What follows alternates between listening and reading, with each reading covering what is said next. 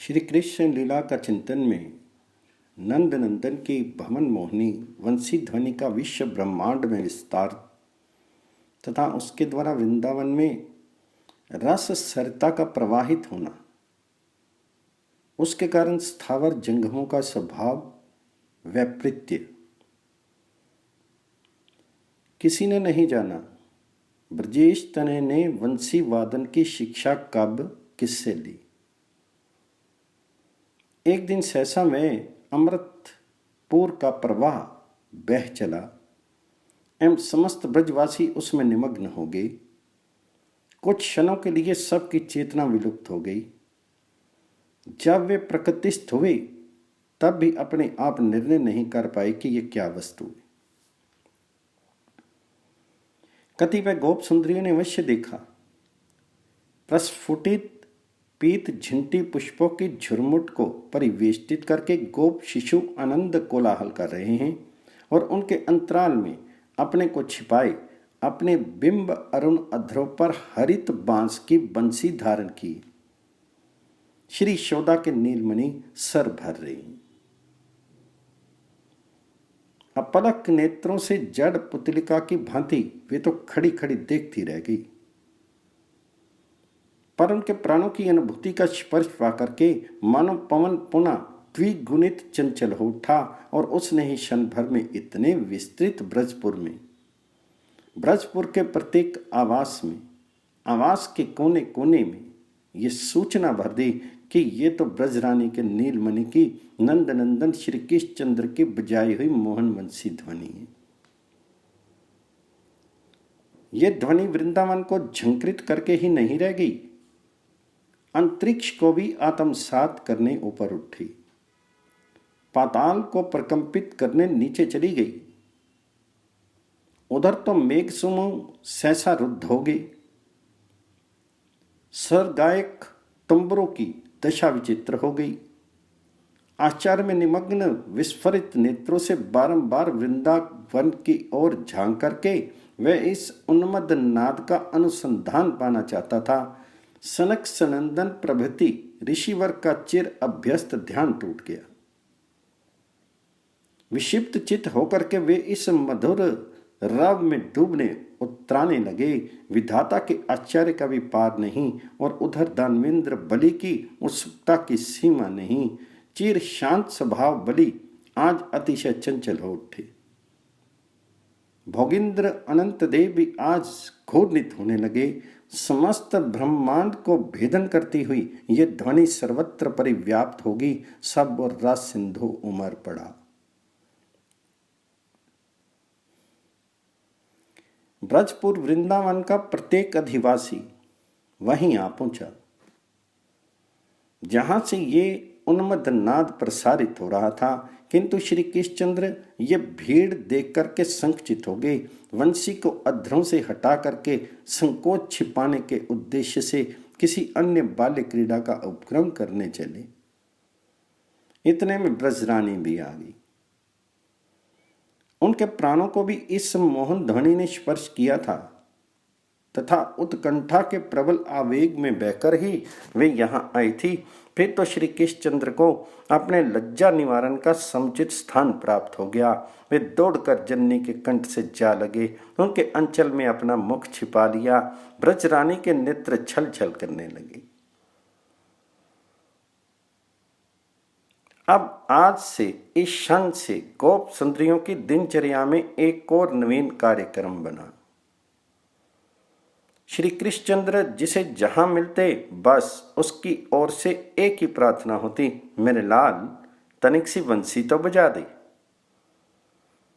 विशेषतः जब श्री कृष्णचंद्र ब्रजेश्वर के ब्रजरानी के अंक को शोभित करते होते, उस समय दल की दल ब्रज सुंदरियां एकत्र हो जाती और कहने लगी, कृष्णचंद्र मेरे नीलमणि विचित्र बात है।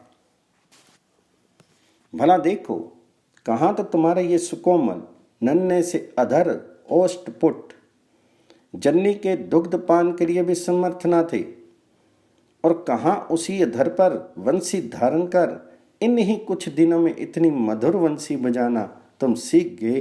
अरे बताओ तो सही, इतने अल्प समय में अकस्मात इस मधुर वंशी वादन की शिक्षा तुमने किस गुरु से प्राप्त कर ली? बस मेरे लाल, तेरे चंद्रमुख की बलियां लेती हूं तो फिर बंसी बजा दे सांवरे बजा दे। श्री कृष्णचंद्र भी ब्रजपुर रंधियों का ये प्रोत्साहन पाकर के बाबा मैया के समक्ष वंशी में रस भरने लगते तथा वंशी उनके अधरों का रस पाकर के स्वयं रस में बन करके वृंदावन में सरिता प्रवाहित कर देती। उस समय ऊपर आकाश का दृश्य भी देखने ही योग्य होता। अन्य सुर समुदाय की बात दूर, हंसवाहन चतुर्मुख श्रेष्ठा की प्रेम विकृति दर्शनीय होती। अपने 8 करण पुटों के द्वारा उन नवीन मधुर सफुट वेणु ध्वनि का रस पान करते हुए ब्रह्मा विभोर होने लगते। उनका धैर्य टूट जाता तथा वे कहीं हंस के पृष्ठ देश पर प्रेम विवश होकर बारंबार लौटने लगते। सुरेंद्र के सहस्त्र नेत्रों से अश्रु बिंदु झरने लगते।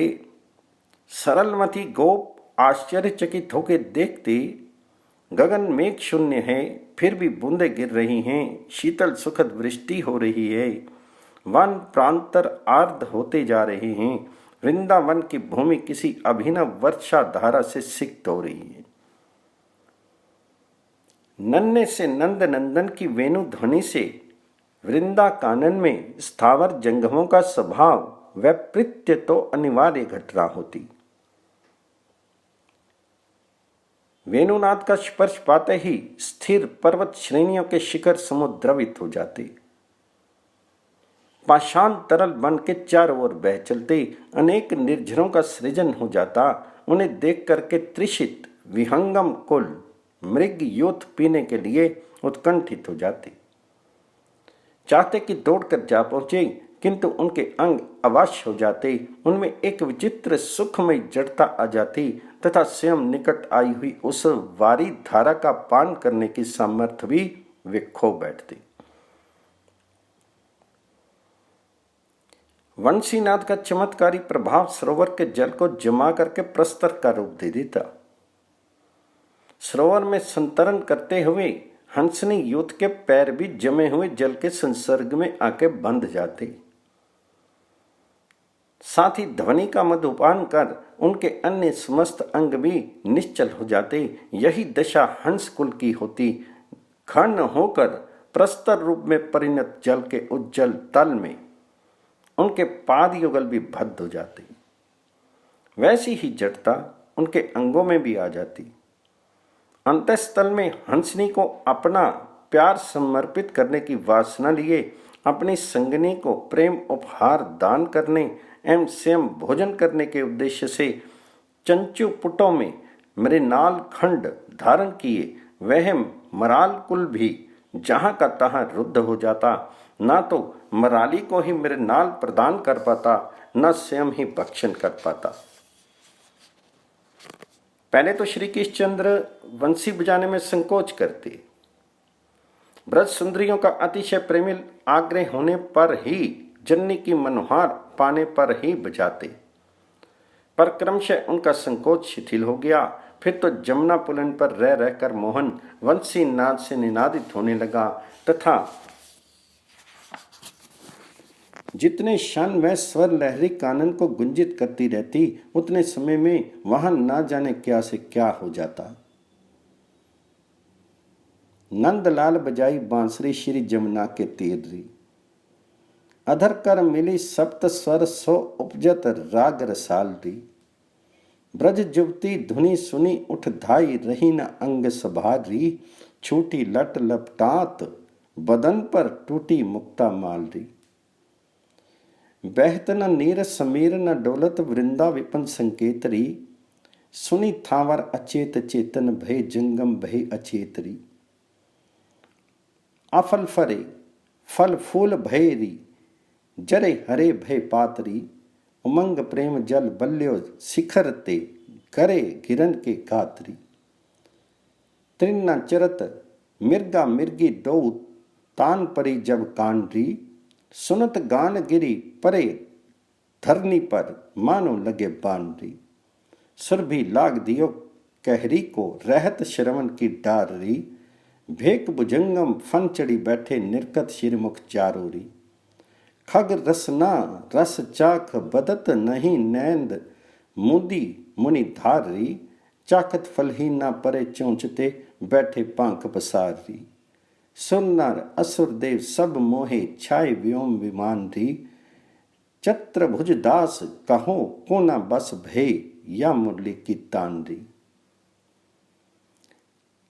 वृंदावन आने के कुछ ही दिनों पश्चात श्री कृष्णचंद्र ने सर्वप्रथम इसी उन्मत्त वेणुनाद का प्रकाश किया। मानो यहाँ की अग्रिम लीलाओं में चिर सैचरी वंशी को अपने अधरों पर धारण करके मंगल आचरण करने चले हों। साथ ही उनकी चंचलता भी बृहत्वन की अपेक्षा यहाँ अतिशय बढ़ गई। अवश्य चंचलता का क्षेत्र इस बार दूसरा है।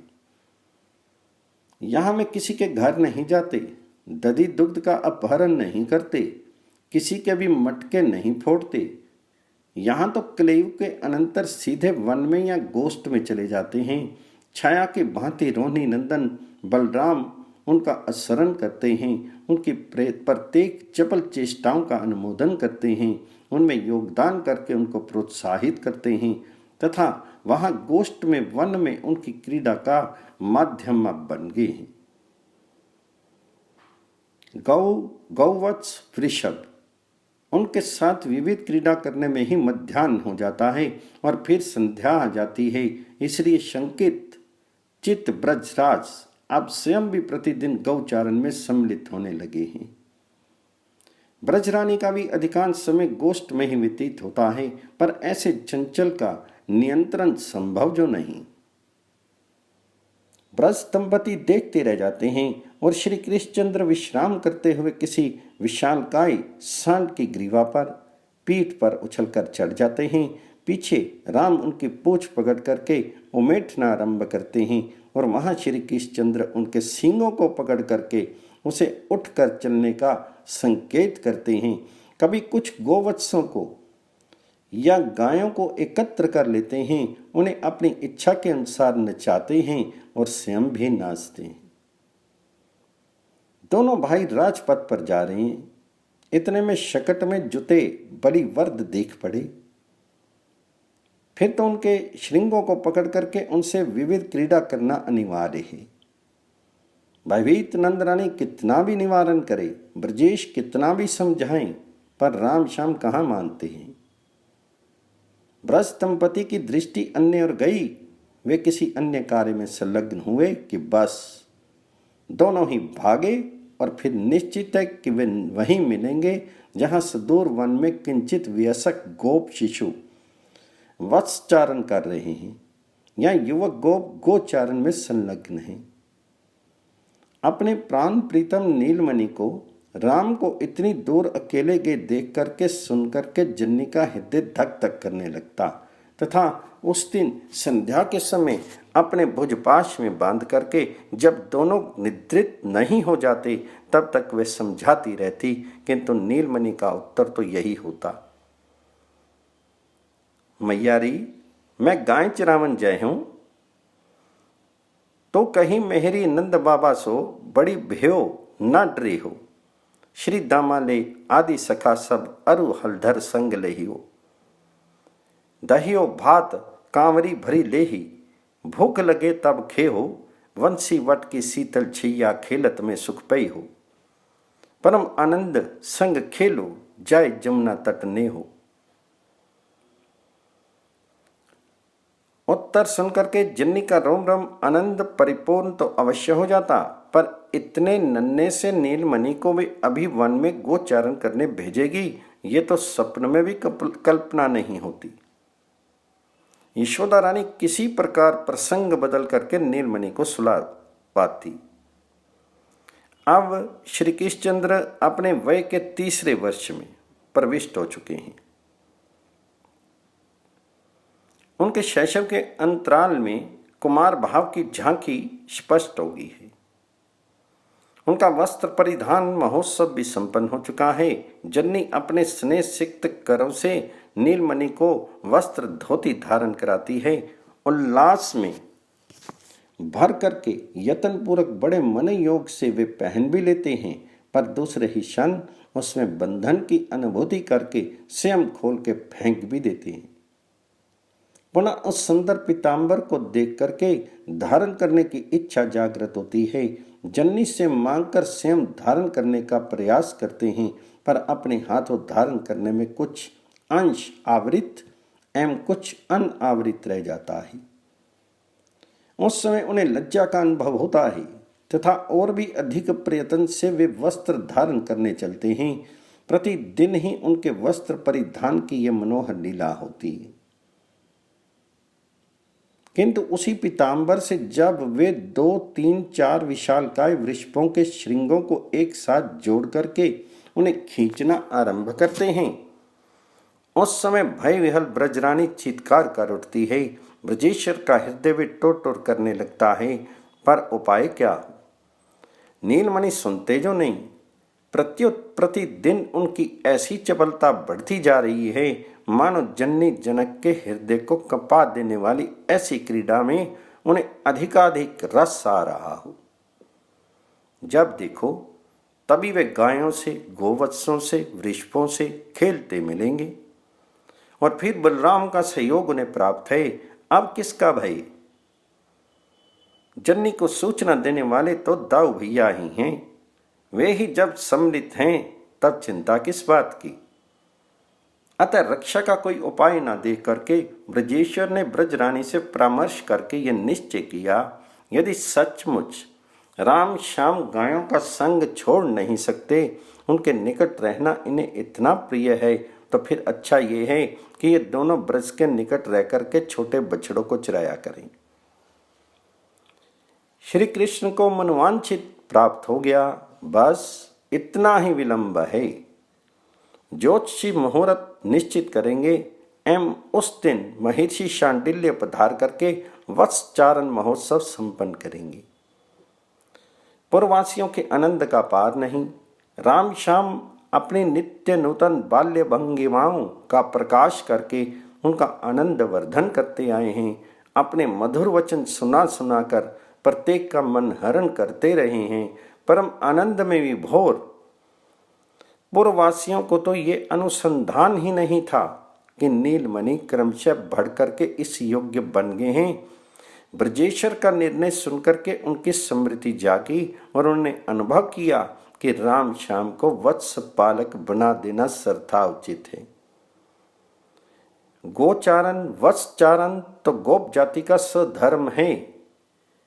सबके जीवन सर्वस्व नीलमणि से यदि ब्रजेश्वर स्वधर्म का आचरण करवाएं तो इसका समर्थन कौन नहीं करे। सबने एक स्वर से इस योजना का स्वागत किया। राम श्याम के वत्सपाल बनने की तैयारी आरंभ हुई। अस्तु मुहूर्त कभी निकले। पूर्ववासी तो अपने कल्पना के नेत्रों से नीलमणि को वत्सचारण करते हुए अभी से देखने लग गए। उन्हें इस क्षण से ही दिख रहा है, वे देखो विचित्र भूषण वसन विभूषित असंख्य गोप शिशु हैं। बलराम हैं। नहीं नहीं, सौंदर्य सरिता में इतनी लहरें उठ करके घनीभूत हो गई हैं। और वहां देखो इन सब के नायक नंद नंदन को। आहा, वहां तो कोटि चंद्र एकत्र एक साथ सुधा की वर्षा कर रहे हैं। बाल समेत शिशु सब अभिराम कंचन भूषण कंचन दाम। तीन मधि अधिनायक जो नंद को, बरसत अभी जो कोटि चंद को। बाल कृष्ण भगवान की जय, यशोदा मैया के लाल की जय, नंद के गोपाल की जय।